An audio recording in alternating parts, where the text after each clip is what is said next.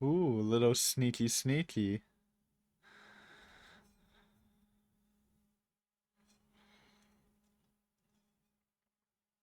What the?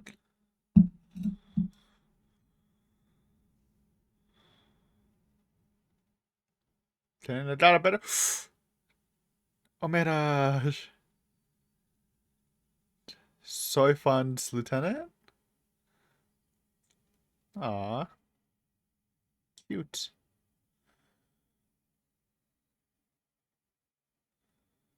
What the? Scary crying eyes?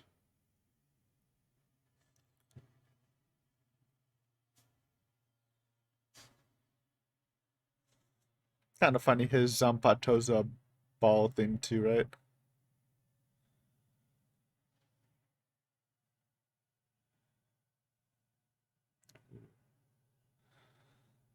Okay. I've always liked Soy Fun, man. This is Foxy.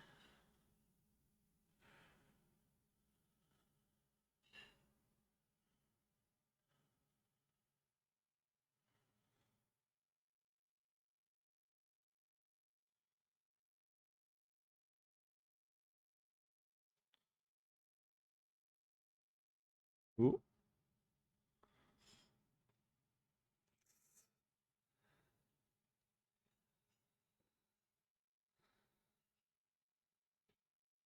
true.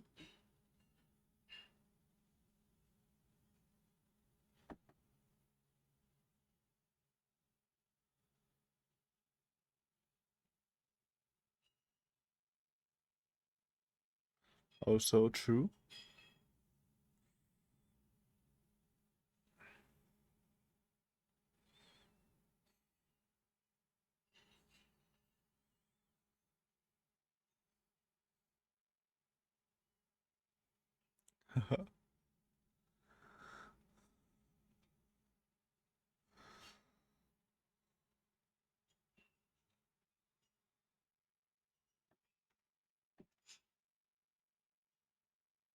Okay. True neutral. Wow, I saw that slight mistake by Lazy. Shameless. Shameless, but that's okay.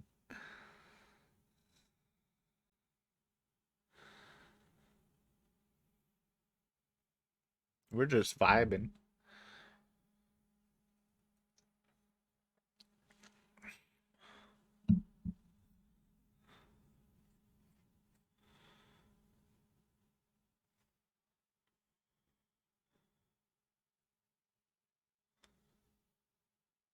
Oh, he's going in. Who this? Oh,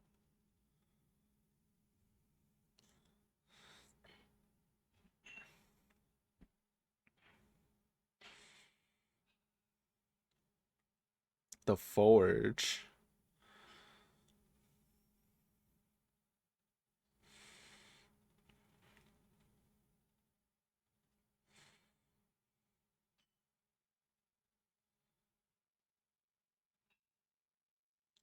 Oh,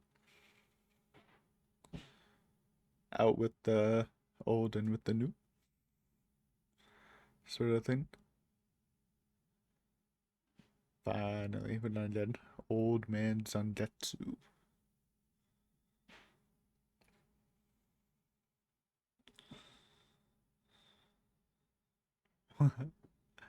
Oh my god. Sound effects though. Oh, oh, oh, oh. Jesus. Who are these? I don't remember these people. Kind of cute.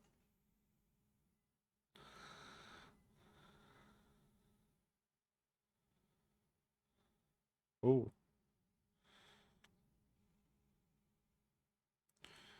what the?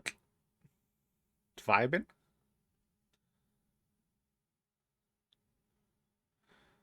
Okay.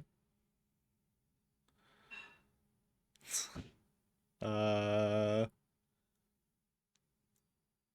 what? No, no mean, no me no. The fire to the forge. And she was what, the carver to the forge? Mara Hiuchitisa? Uh, the water to the forge. Toti Tonokawa. Huh? And the blonde. Who catches the blade? Asuka Hashihara. Ouch. It's gross. Oh, and Sumiko Tsuchimiya produces the hammer, and I'm assuming he hammers it. Or forges it, I should say.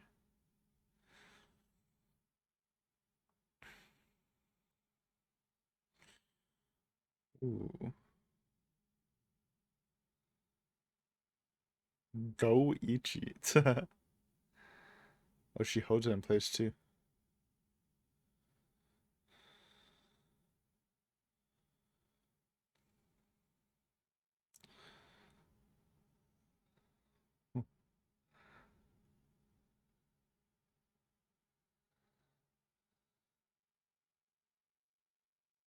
Another mistake? It's okay, lazy. I forgive you.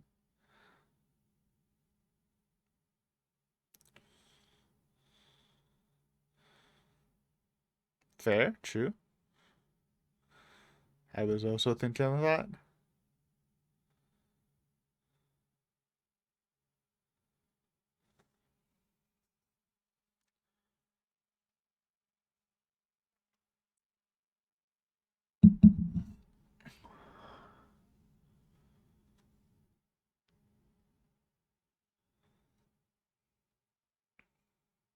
Okay.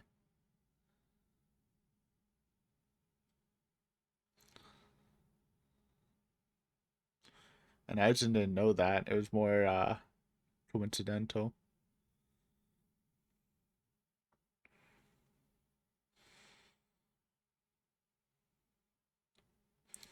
Okay. Yes, the revelation that the hollow.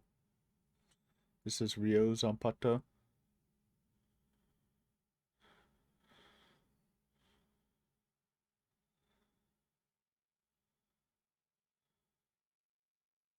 Dun dun dun. He was a fate the whole time. Kinda. I mean, yeah, he was. He was just a different power. Ooh, it's so pinky too, like the intro.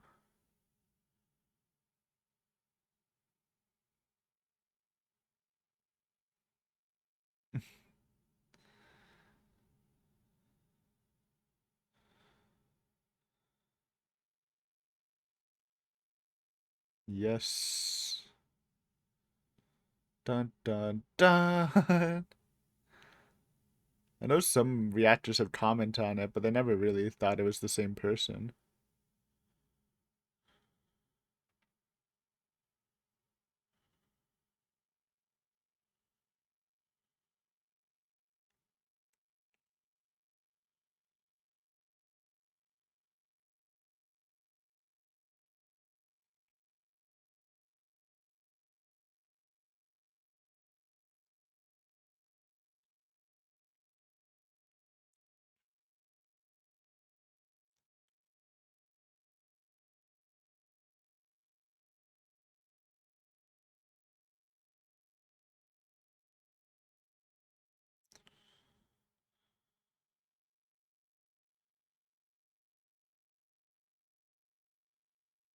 Dun dun dun dun dun.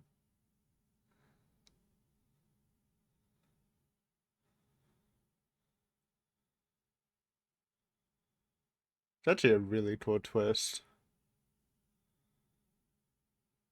It's raining again.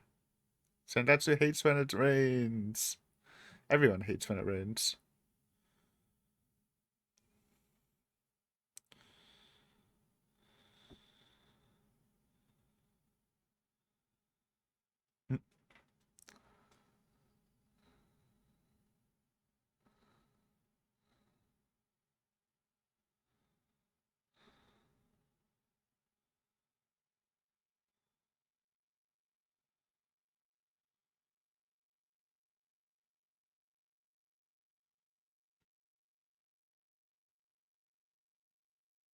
Mm-hmm.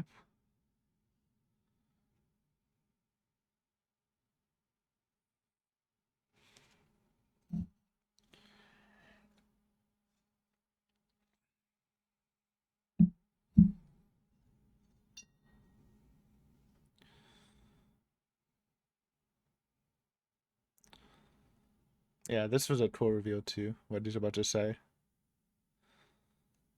How he always brought out white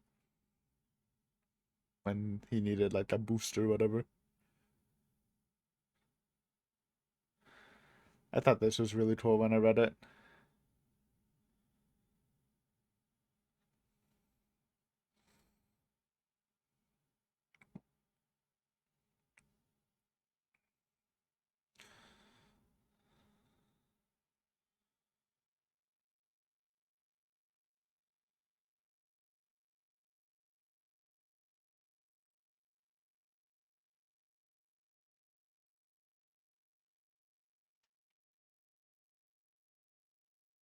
Hmm.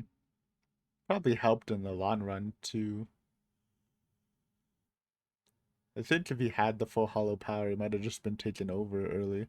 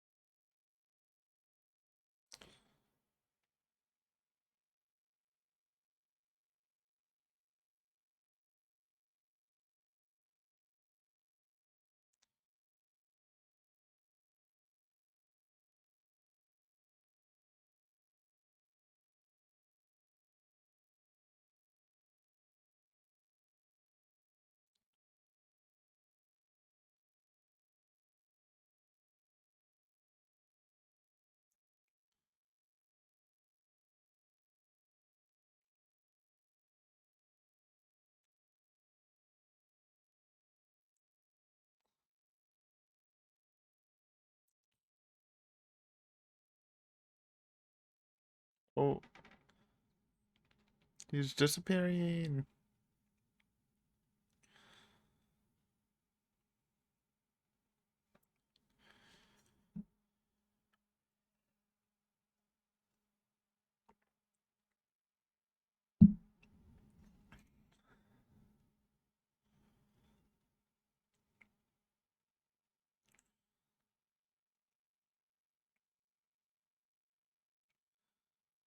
Aw.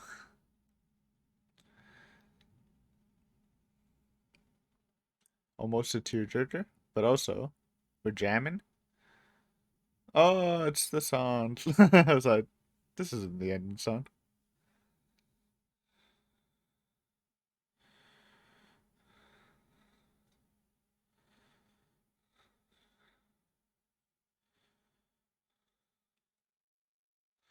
Da, da, da.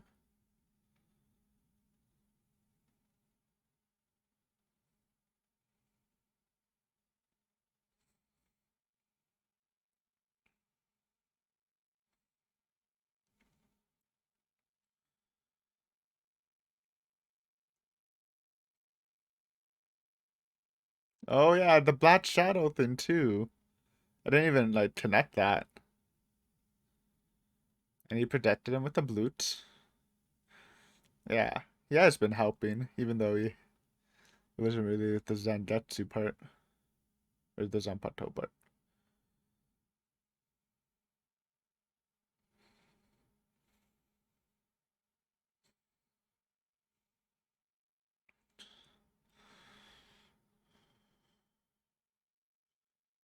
It's actually so sweet.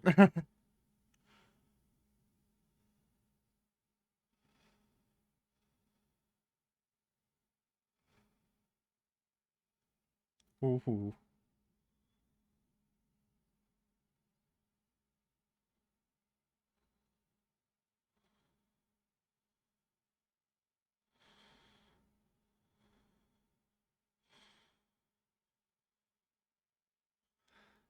And he will be the third in Soul Society.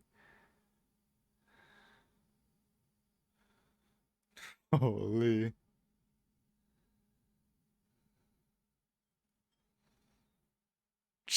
The water. I guess that's why they needed the water.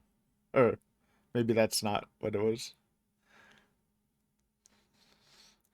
It's just a really good blade. Zzz. Oh my god. It looks so cool. Third in Soul Society.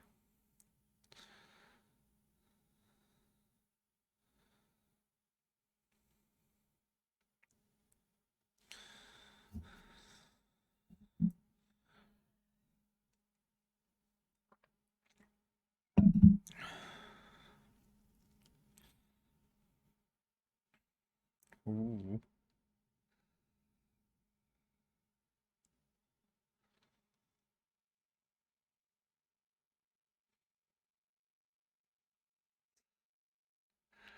Jeez. That was so sick. It's over? No Uryu? The blade is me. Oh, got a little bit left. No, this is gonna be Uryu. Yep. Schwath. Here we go. Looking kind of fly in his Quincy outfit.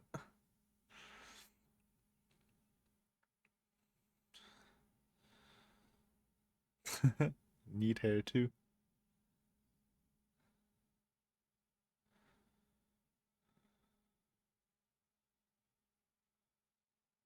Dun dun dun. There we go. Pretty much went exactly how I thought it would go. New Shitai, and to keep you on the edge of your seat, were you joining at the last episode? It's a great way to end the season, eh? But yeah, what a great season finale. Like I said, action wise, it wasn't like really action packed like you'd expect from a shonen, but it really hyped the shit up. And in a way, the forging of the new Shita is actually like went so hard. It actually went so hard. But let's start from the beginning. Um, and then props to them for showing the opening one last time. I did think it was exceptionally good. They didn't show the ending one last time, so we got that for the final time last episode, but that's fine. I think the opening um was the really good one. I wanted to see it again. Um, so we start off with Ichigo just getting yoinked back into the palace. It was a question. I mean, I thought maybe Urahara could hook him up, but nope. They just brought him in, which is pretty impressive. Did she just like yoink him in? How did that work? Didn't they need like a fucking elevator to get down from to get like up and down from the Soul Society, and the Earth is farther below, right? And she just fucking went for it. I don't know. Anyways, it's cool. And then we get this really cool moment where the Asuichi selection process where he just chooses one. You know how Renji, well, successfully did it. He needed to brawl for it for an Asuichi to choose should offer itself up as Asuichi to him, while in Ichido's case, all of them offered themselves up to Ichido, and he had to choose out of the litter. To be fair, I'm not like maybe Renji had like a couple choices and then he just chose one, but I mean that seems pretty. It seems pretty insane that he didn't even need to fight. They all just felt like, yeah, this. I mean, this Ichido's already like so strong. Um, Now that he like knows his roots, knows what his Zanpato represents, and feels more and can feel more connected to it. They're like, yeah, this guy's already OP. He won't have control problems anymore. We bow to him. So that was always a badass moment, and it was cool seeing it turn into basically mimicking the intro, which is interesting. I didn't really put that together. I mean, I put it together before it happened, but I didn't put together in the intro that that was an Asuichi. Because yes, it does look hollow in the intro, but it looks different than the normal hollow Ichido we saw. So it's kind of a cool thing. that it was an Asuichi, not just Hollow or White Ichido, um, doing that, grabbing hands, grabbing hands. Then we did this little training montage from everyone. I do think the fodder being stronger is good. And you're like, Aiden, what does fodder mean anything in Bleach? Not really, but I think the way the Twinsies played it was actually like super good strategy because they sent all their strong Stern Ritters out and killed a bunch of the fodder, and then their second wave was full of fodder because I don't think they brought any fodder in the first wave of the invasion, and then that fodder was able to overpower our fodder because most of our fodder is already dead from the Stern Ritter and like severely demoralized from just getting just getting owned by them. Um so they had better fodder strats, but now I don't think training the fodder will make them a threat to anyone's Stern Ritter level, but letting them hold their ground against enemy fodder better is always good, I think. Um, and I'm not trying to be mean, but like I non-ironically think like Ichido or Kenpachi can probably just kill a whole army of fodder. Like that's how different the power scaling is. Like like you got like lieutenants, like you got captains like up top echelon, then lieutenants are like here. And then fodder's just like fucking down, down, negative points. But if you're thinking of like the whole civilization thing, it's better more of them live than die, right?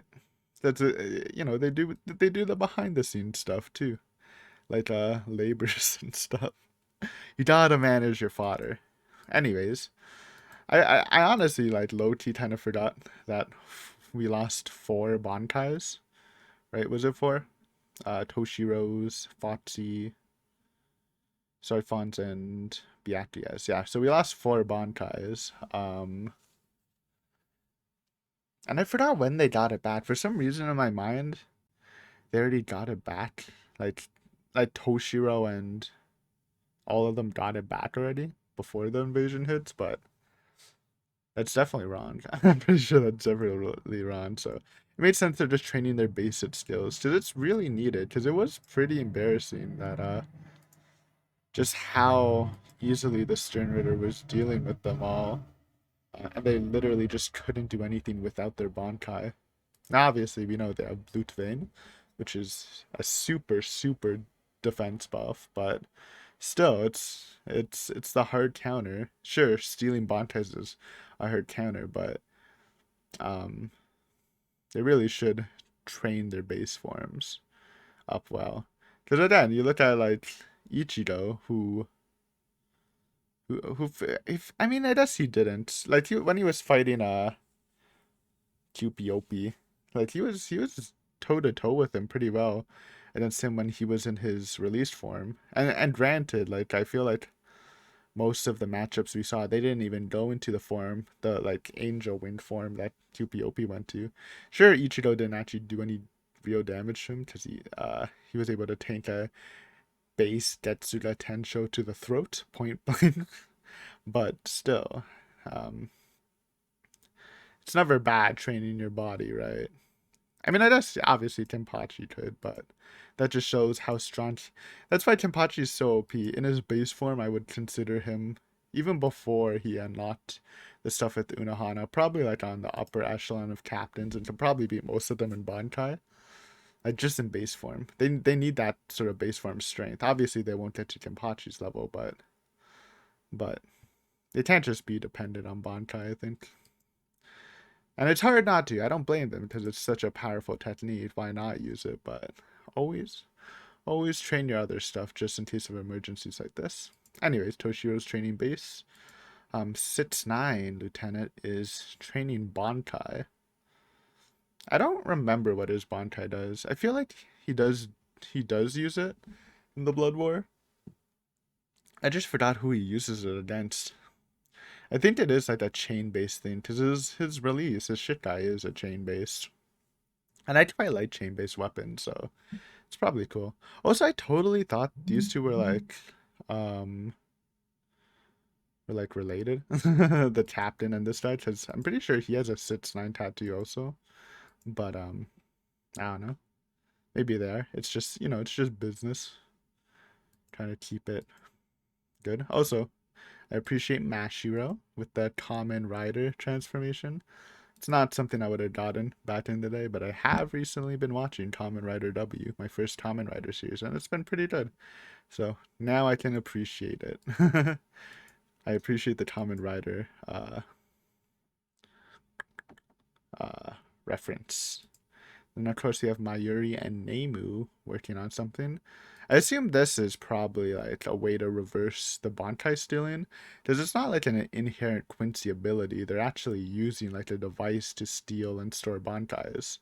So if it's a device, then Mayuri can definitely think of a counter. So that's what I'm assuming he's doing. So that's cool.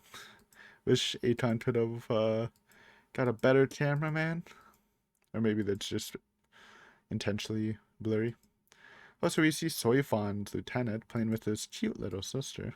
I always like that guy, even though he always is on the weaker end. He has like sometimes to shine, but like I don't know. I don't.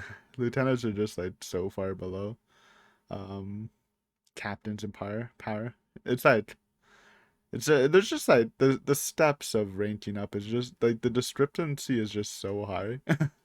Like who's like a good lieutenant that's actually strong? I mean, I guess Sasakibi was probably pretty strong, though he got owned by Overkill. Though I guess he tried to use his Bankai, but it got yoinked. Um, nope, I think they're all ass. I guess Mashiro with the holification's probably stronger than the average lieutenant. Momo, not Momo. Momo's ass. What's the name? Whatever. Kenpachi's lieutenant's actually pretty strong, I think. Um, Yeah, anyways, I guess Renji.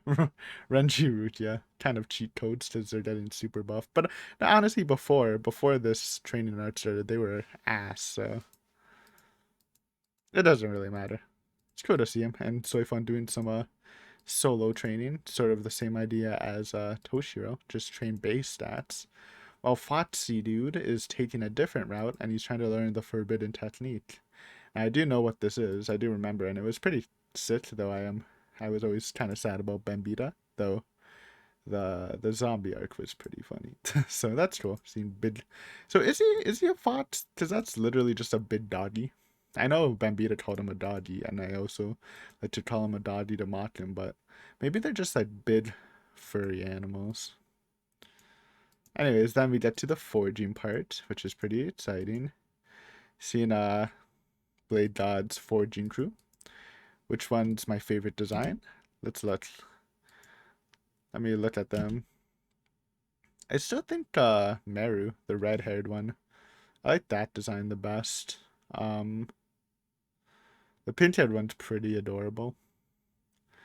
I'm always a sucker for masked ones. When he took out their tooth, that was pretty gnarly. But yeah, they're basically just there to set up the forging process. I don't know how needed they are because one's just filling up water for the forge. And there's a sea nearby, but maybe her tears are special. The hair one's pretty impressive. Honestly, I think the most impressive ones are probably. Well, actually, I guess they're all impressive. Besides maybe pink haired and tier one, because she's just carving, though she does do it really fast. So maybe the speed in creating a new forge. And I assume every time they do this, though it's probably rare that they do this, they do need to create a new forge just to set everything up, because it probably just destroys the forge. So I guess her speed's good. I feel like the tier one's just kind of useless. um, but anyways, yeah, the blonde one, her hair being super resistant to fire and holding Asuichi is pretty sick. The tooth one making this hammer that I assume is super durable and works well. And obviously Meru with the super flames. Anyways, fun display. Then of course we learn about the truth about Zangetsu. It's a pretty cool reveal. I was watching other reactors and some of them commented how they might get confused because Zangetsu does look like Yobot, but I don't think they ever actually connected the two. And they did it purposely, Bleach did, not to show Zangetsu at all, just because you would connect the voices. Because I'm sure not hearing Zangetsu in so long might have, because they share the same voice actor, so Zangetsu and Yuabot, so it might have been easier if you actually heard Zangetsu's voice. But they haven't shown it. So it's good on them. And then the reveal. I always thought it was pretty cool. Um Couple things. Like especially when you talked about how like every time Ichiro needed help with his Zanpakuto, he always did call out White. Like if you think about it, yeah, he's never really trained him himself, which is pretty cool. I think but then Ichigo kind of claps back on that, saying, "No, you have helped me." And showing him doing the shadow thing was really cool because I didn't even like realize that. Like I didn't connect that from the manga reading days either. That the use of the shadow is like how the Quincy's travel, so that's pretty cool. And obviously, um, him using Blute Vein and stuff like that is Old Man Zangetsu's help. And another cool fact I saw in a video a bit ago that I didn't realize, but apparently, I don't know if this is true or not, but apparently the reason why Old Man Zangetsu used Zangetsu instead of Yuhabak was because of the Ichibei Yuhabak fight, which is interesting. I don't know how exactly that works, but that's why when Ichido was first trying to pick out his Zangetsu, or his Zanpakuto, uh, Old Man Zangetsu was like, "Hey, don't you recognize me? It's me, blank." And apparently that's because Ichibei erased Yuhabak's name. I don't really know if that's real or not because it was never directly said, but that would be pretty cool. Anyways, it's a really cool moment, man. It's pretty emotional when you think they're gonna fight, but then he disappears, just feeling satisfied. And at the end of the day, this is like similar to what Zangetsu said when Ichigo was learning the final Getsuda Tensho, where he said, I don't care about your friends, your families. I just want to keep you safe. And Zangetsu still has the same like mindset. It's like, I just want to keep you safe. I don't want to see you become a Soul Reaper. That's why I tried to suppress you because you would be in danger, and I just wanted to protect you.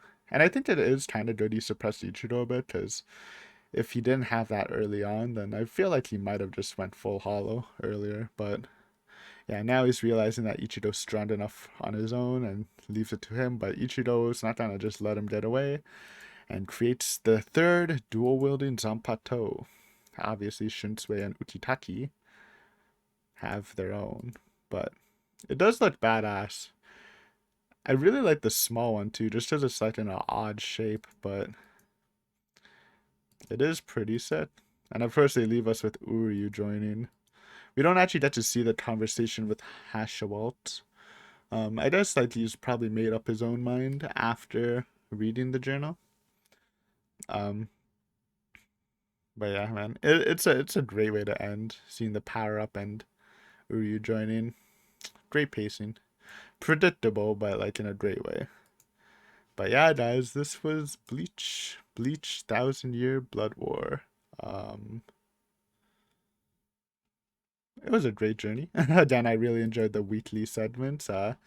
Doing weekly anime was different in the channel, but it was fun. I don't know, maybe I'll pick up another weekly anime one day if something actually catches my eye. I mean, if we're around, we'll definitely do Bleach again. But yeah, hopefully you guys enjoyed. It was a fun journey. Hopefully you enjoyed with me, and maybe I'll see you in the future, whether it's the next season of Bleach or maybe you can look around the channel. We do have other current animes going. Could be fun. But yeah, thank you for watching. Hopefully I'll see you again in the future. Peace.